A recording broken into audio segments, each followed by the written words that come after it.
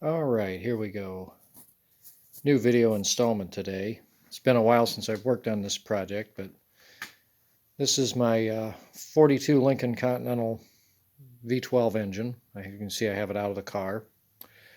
And I pulled this engine for two reasons. The main primary reason has to do with this clutch back here and the flywheel. Probably the flywheel is the biggest problem with this engine. These have a laminated multiple piece flywheel that's kind of bolted together, and it's on a spring backing, and I have a funny suspicion that it's bent. You'll also notice that there's this metal plate bolted to the bottom here, and that metal plate is an adapter plate that I made, and you can see these little tabs here. This is so that a normal Lincoln Zephyr transmission will bolt to the back of this engine. This is a 47 engine, so it's a 292, which is a good thing. It's the wrong engine for the car, and it's still a good thing. Originally, this car had Liqui-Matic drive transmission. And somebody, whenever they did this conversion, they reused the 42 oil pan from that 42 Liqui-Matic engine, and the back of the engine is different. The bolt pattern and these studs here are actually where the original bolts are actually threaded into the pan. You can see how much smaller the normal manual trans bolt pattern is. And because of that, only these four upper bolts here were bolted in to holding the transmission in, thus causing probably a lot of flexing to happen back here. And surprisingly, nothing was broken.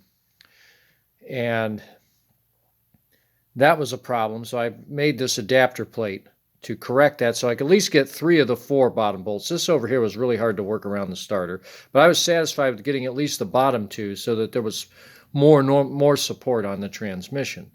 But I suspect because of all the flexing going on, I think it's actually warped the spring on that spring back flywheel. And of course, it's ruined a new clutch. The clutch is ruined as far as I'm concerned. It's actually hot spotted it. And it chatters so bad, it's a lot of vibration. The other reason the engine came out of the car, one, that's the easiest way to get to the clutch is to pull the engine.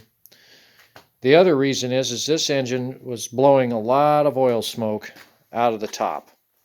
And upon further inspection, and it's going to be hard to see this on camera, the bores itself, somebody put replacement pistons in this with new rings, but they're standard size. That's a really good thing. And this engine it's still standard bores according to my bore mic. And they're pretty straight. The inside of the engine, you can see, it's hard to see, but they look like all brand new valve springs throughout. The baffle plates are installed. The gasket is still glued on.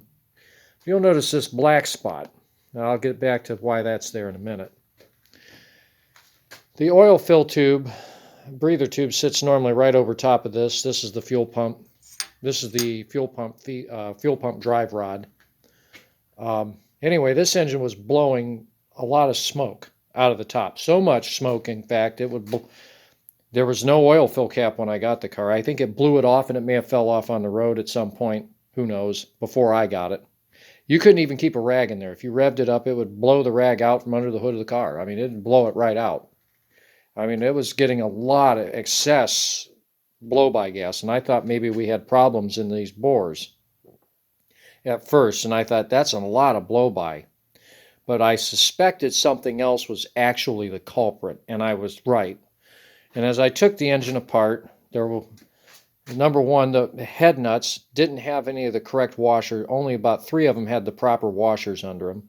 I don't think these heads were probably torqued properly, and the head gaskets were blown. And I was getting some coolant, the smell of coolant, and it was blowing up my radiator hoses. As soon as you started it up, it would actually blow up the radiator hoses. So it was actually getting some coolant blow by, and I could see some places where I think it was actually seeping. And it's actually good that it was up high and opposed to down low. And I could see also places down here on the block where it was seeping, coolant was seeping out. So always use the copper spray, and copper spray both sides and stick them good. That's my motto. You'd have to take a bomb to get the head off when I'm done putting them on there, but And this side was actually, I think, the side that was causing the most problems. It seemed to have the most presence of coolant getting past, and it actually allowing combustion gases to pressurize the cooling system. But the excessive smoke coming out of the top of the engine, out of the breather tube here, and there's the intake manifold. This is where the breather tube goes on, and there's your fuel pump. But these manifolds, and I'm going to have to grab this thing and lay it down carefully, have an exhaust crossover, and they have a crossover port that goes across to heat the base of the carburetor. You can see there's your carburetor base. This also has a pull-off, an electric solenoid pull-off to actually manually or to electrically pull the choke knob back in. Only the Continentals and those limousines have this. The regular Lincoln Zephyrs do not, but that's okay. That's going to disappear. On the bottom side, you can see this manifold is blown completely out. It actually, this is burned through. These 4 ports here are your exhaust crossovers. These heat your carburetor up so that it can atomize fuel properly. And in a previous video, I pointed out my crushed exhaust pipe on the left side of the motor, and that caused excessive back pressure, also raising the temperature. These intakes are made out of aluminum, and they will melt if they get hot enough. Thankfully, due to modern technology and the internet, we have eBay, and I have this here. So, of course, you can see on the bottom side of this, it's nice, it's perfect. This is a new manifold and no tube. So, but with that though, I'm going to be running out of video time here in a minute. But anyway, so I thought I'd at least bring you along for the ride on that. Hope it's cold here in Ohio, so I don't have the doors open today. But anyway, with that, hopefully everybody's out there enjoying their cars. And with that, have a great day. Thank you.